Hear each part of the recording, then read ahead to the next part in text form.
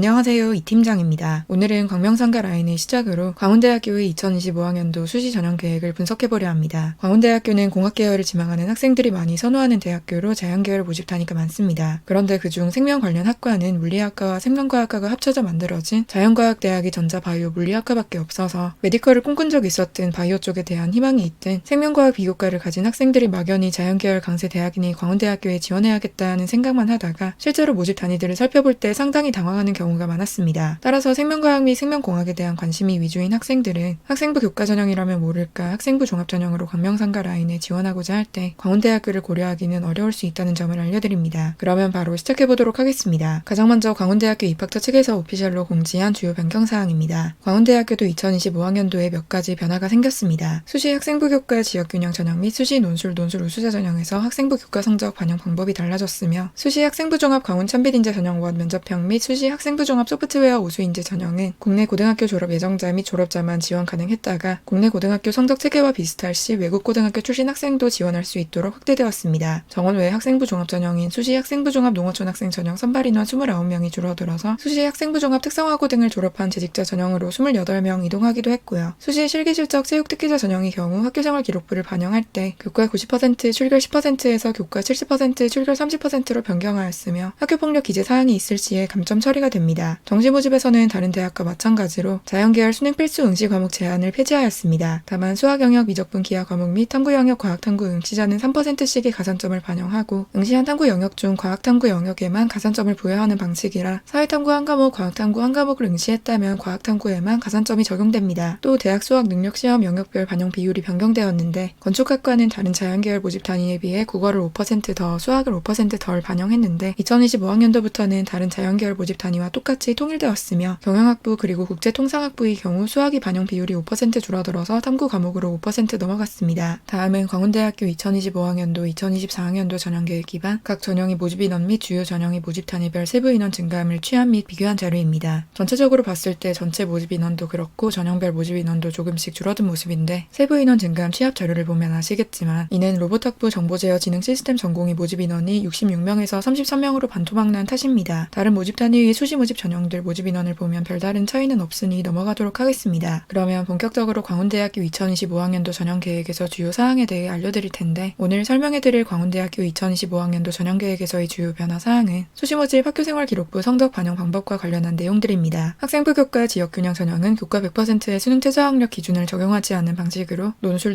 우수자 전형은 논술 70% 교과 30%의 수능 최저학력 기준을 적용하지 않는 방식으로 학생부 교과 성적을 반영하는데 학생부 교과 성적 반영 시 계열별로 반영하는 교과가 확대되었습니다. 기존에는 인문계열은 국어, 영어, 수학, 사회교과, 자연계열은 국어, 영어, 수학, 과학교과를 반영하는 것으로 나뉘어 있었다면 2025학년도부터는 모든 계열에서 국어, 영어, 수학, 사회, 과학교과의 전 과목 성적을 반영합니다. 광명상가 라인 학생부 교과 전형에서 이처럼 국어, 영어, 수학, 사회, 과학교과를 모두 반영하는 대학은 광운대학교, 가톨릭대학교로 명지대학교, 상명대학교는 여전히 계열별 반영 교과를 분리해두고 있으며 세종대학교 2025학년도 수시 전형계획 분석 콘텐츠에서 국숭세단 라인 학생부 교과 전형을 정리해드렸던 내용을 확인해보시면 알 수 있듯 국숭세단 라인에서도 인문자연 학생부 교과 성적 반영 교과가 나뉘어 있기 때문에 학생부 교과 전형에 지원하실 여러분께서는 학교별 반영 교과에 따른 본인이 환산 점수가 어떻게 나오는지 어떤 전형이 더 유리할지 계산하신 후에 지원을 결정하시기 바라겠습니다. 또한 진로 선택 과목 반영 방식도 변경되었습니다. 기존에는 반영 교과의 성취도 상위 3개 과목만 반영했다면 2025학년도부터는 반영 교과의 전 과목을 반영하며 성취도 시의 환산 등급이 3등급에서 4등급으로 내려갔습니다. 각 계열에서 반영 교과가 하나씩 더 늘어났을 뿐 아니라 성취도 C를 받을 시에 4등급이라는 치명적인 타격을 입기 때문에 진로 선택 과목 성적 관리에 유념하시기 바랍니다. 성취도 B의 경우 보통 1등급 후반에서 2등급 초반 학생들이 주로 합격하는 광운대학교 학생부 교과 지역균형 전형의 특성상 성취도 B가 그렇게까지 치명타는 아니겠지만 대부분의 학생들이 성취도 A를 받는다는 점을 고려했을 때 상대적으로 불리할 수 있겠습니다. 특히 인문계열 학생들이 수학과학 진로 선택 과목에서 삐끗하는 것을 주의하시기 바랍니다. 이번 2025학년도 입시에서 광운대학교에 생긴 변화 중에 핵심적으로 분석할 내용이 많이 없었던 만큼 광운대학교 학생부 종합 전형과 그 면접에 대한 이야기를 하며 마무리하려 합니다. 일단 2024학년도에 학생부 종합 광운 참빛인재 전형이 학생부 종합 광운 참빛인재 전형 1 면접형 및 학생부 종합 광운 참빛인재 전형 2 서류형으로 분리되었는데 분리 양상은 다른 대학에서와 비슷합니다. 면접형 학생부 종합 전형은 진로 역량을 가장 많이 평가하고 있으며 서류형 학생부 종합 전형은 면접형 학생부 종합 전형에 비해 학업 역량을 더 많이 평가하고 있죠. 그래서 2024학년도 광운대학교 수시 입시 결과가 나와봐야 정확히 알 수 있겠지만 평균적으로 학생 학생부종합 광운찬빛인재 전형2 서류형의 합격자 내신 성적이 더 높을 것으로 예상됩니다. 다만 광운대학교의 경우 두 학생부 종합 전형 모두 진로 역량을 평가하는 비율이 가장 높다는 점에 유의하셔야 합니다. 서류 평가 요소를 보면 단국대학교 학생부 종합 전형 같은 경우에 학생부 종합 DKU 인재 서류형 전형에서는 학업 역량을 45%로 전 평가 항목 중 가장, 즉 진로 역량보다 높게 평가하고 있으나 학생부 종합 광운찬빛인재 전형2 서류형은 같은 서류형 학생부 종합 전형이어도 진로 역량을 45%로 가장 높게 평가합니다. 그래서 내신이 좋고 비교과가 다소 부실한 학생들은 진로와의 연계가 부족하다면 학업 역량으로 이를 커버할 수 있는 정도가 다른 대학에 비해 덜할 수 있다는 점에 주의하셔야 합니다. 그렇다고 학생부 종합 광운찬빛인재 전형 1 면접형으로 넘어가서 부족한 비교과를 면접을 통해 보완해 보겠다기에는 해당 전형에서 학업 역량을 10%덜 보고 진로 역량은 5% 더 보기 때문에 1단계 합격에서 오히려 불리해질 수도 있겠습니다. 몇 번이고 강조했지만 학생부 종합 전형들에서 전공 적합성 및 진로 역량이 점차 중요해지는 모습입니다. 그리고 학생부 종합 광운찬빛인재 전형 1 면접형과 학생부 종합 소프트웨어 우수인재 전형의 경우 전형 방법 및 서류 평가 항목에서 차이가 없습니다. 다만 두 전형 모두 진로 역량을 50%로 상당히 많이 평가하고 있고 학생부 종합 소프트웨어 우수인재 전형이 지원 자격에 소프트웨어 분야에 대한 재능과 열정을 가진 자라고 명시되어 있기 때문에 학생부 종합 소프트웨어 우수인재 전형으로 선발하는 컴퓨터 정보공학부, 소프트웨어 학부, 정보융합학부, 로봇학부, AI 로봇 전공의 경우 모집 단위와 어울리는 소프트웨어 역량에 대해 더 심층적으로 평가하겠습니다. 또 면접평가 항목에서는 다른 항목은 똑같지만 학생부 종합 광운찬빛인재 전형 1 면접형의 경우 논리적 사고력을 40%, 학생부 종합 소프트웨어 우수인재 전형은 문제 해결 능력을 40% 평가한다는 차이점이 있는데 이 차이점에 대해서는 이 팀장이 2024학년도 광운대학교 전형계획 분석 콘텐츠에서 간단히 설명해드린 바 있으니 이를 한번 읽어보시기 바랍니다. 사실 이 팀장이 느끼기에 이 팀장과 함께 서류 및 면접을 준비했던 학생들이 비교과 수준이 준수해서 그랬을지는 몰라도 학생들이 후기를 들어보았을 때 두 전형과 면접에 매우 큰 차이가 났다고 느껴지지는 않았습니다. 또한 면접에 대해서도 말씀해드리겠습니다. 학생부 종합 광운찬빛인재 전형의 경우 꼬리 질문이 많고 까다롭기로 유명한데 여는 학생부 종합 면접들이 그러하듯 면접의 양상이 너무 다양해서 뭐라 정리하기는 어려웠습니다. 생활기록부 저 구석에 있는 활동 등 예상도 못한 질문을 받아서 당황했다는 학생들도 많았고요. 그래도 이 팀장이 느꼈던 대로 학생 유형별 면접 분위기를 일반화해 보도록 하겠습니다. 2024학년도에 면접 대상자에 해당했을 학생이 1000명이 넘을 테니 모든 학생의 케이스를 접할 수 없기도 하고 매년 바뀔 수 있으니 참고만 해주시기 바랍니다. 내신 및 비교과가 훌륭해서 어차피 합격권에 드는 1번 학생은 어차피 합격권에 들기도 하고 다른 상위대학 지원이 어느 정도 예상되는지라 별다른 질문을 받지는 않는 모습이었습니다. 눈에 띄는 활동이나 굵직굵직한 활동 위주로 간단한 질문만 하셔서 면접관님들께서 나한테 관심이 없나 내 생활기록부가 별로였나 하고 걱정을 하다가 최초 합격을 거둔 학생을 꽤 많이 보기도 했습니다. 내신 및 학업 역량은 준수한데 비교과가 살짝 아쉬운 2번 학생이나 내신이 아쉬운데 비교과는 전공 적합성에 잘 들어맞는 3번 학생들은 경합권에 해당하는 학생들 즉 면접고사를 통해 합불이 좌우될 수 있는 주요층이다 보니 이 학생들에게는 비교적 공격적이고 까다로운 면접이 진행되었던 것으로 보입니다. 내신은 괜찮은데 비교과가 살짝 아쉬운 2번 학생들의 경우 여러 공학 계열 중 왜 우리 학과 및 광운대학교에 지원을 했는지 진로를 위주로 질문을 많이 받곤 했습니다. 이와 관련해 드리고 싶은 말씀은 광운대학교는 공학 계열의 강세를 보이는 학교인 만큼 공학 계열 모집 단위가 많기도 하고 특히 전자전기 키워드로 생활기록부가 구성되어 있는 학생들께서는 전자공학과, 전자통신공학과, 전자융합공학과, 전기공학과, 전자재료공학과, 반도체 시스템공학부, 전자바이오 물리학과 간 차이를 인지하신 후에 지원을 하시고 또 면접도 준비하시기 바랍니다. 전자공학과를 예로 들었을 때 반도체에 관심이 있다면 반도체 시스템공학부가 아니라 왜 전자공학과에 지원한 것인지, 전자융합공학과도 있는데 왜 전자공학과에 지원한 것인지 등 여러 질문이 나올 수 있기 때문입니다. 비교과는 괜찮은데 내신이 좀 아쉬운 3번 학생들은 비교과 수준이 괜찮은 경우 진짜 해당 활동을 했을 만한 역량이 있는지를 주로 체크하는 경향이 있었습니다. 활동에 대해 설명한 이후 꼬리 질문이 나오기도 하고 특정 학기나 과목이 내신이 좋지 않은 이유는 무엇인지 등 성적에 관련한 질문이 나오기도 했습니다. 내신이 아쉽더라도 상승세거나 지원 전공 관련 과목이 성적이 좋으면 그나마 나은 상황이라 할 수 있습니다. 내신과 비교과가 둘 다 아쉬운 4번 학생들은 면접에 임하는 태도에 따라 면접 분위기가 다른 편입니다. 기본적인 질문을 했는데 그럭저럭한 답변을 했을 경우라면 어차피 불합격권에 가까운 학생이니 별다른 질문을 하지 않는 편인데 면접에서 간절함을 보이거나 면접 및 지원 전공에 대해 정말 착실하게 준비했다는 것을 보여준다면 그리고 답변도 수려하게 전개했다면 추합권에 들 수 있었습니다. 공통으로 해당되는 것은 어떤 유형에 해당하든 여러분이 답변이 구체적일수록 유리하다는 것입니다. 면접관님들께서 꼬리 질문을 하시는 경우도 있고 그냥 넘어가시는 경우도 있는데 첫 번째로 꼬리 질문을 하시는 면접관님들의 경우 여러분이 답변이 구체적일수록 그 꼬리 질문 역시 여러분이 깊이감을 보여줄 수 있도록 더 세세해지는 경향이 있었습니다. 두 번째로 꼬리 질문을 하지 않으시는 경우에 여러분이 답변이 간결했다고 했을 때 추가로 제공할 수 있는 정보도 그대로 날아가 버리게 되겠죠. 다만 질문에 대한 답변을 몇 초 내로 한두 문장으로 말해보라는 질문도 있었기 때문에 면접을 준비하실 때 두 갈식으로 답변을 준비하는 연습을 기본적으로 하시고 핵심 문장은 무엇인지 여러분이 전달하고 싶은 바는 무엇인지에 대해 우선순위를 두시는 보시는 것을 추천해드립니다. 그러면 오늘의 콘텐츠가 여러분께 도움이 되시기를 바라며 광운대학교 지원을 희망하시는 모든 학생 및 학부모님들을 응원합니다. 감사합니다.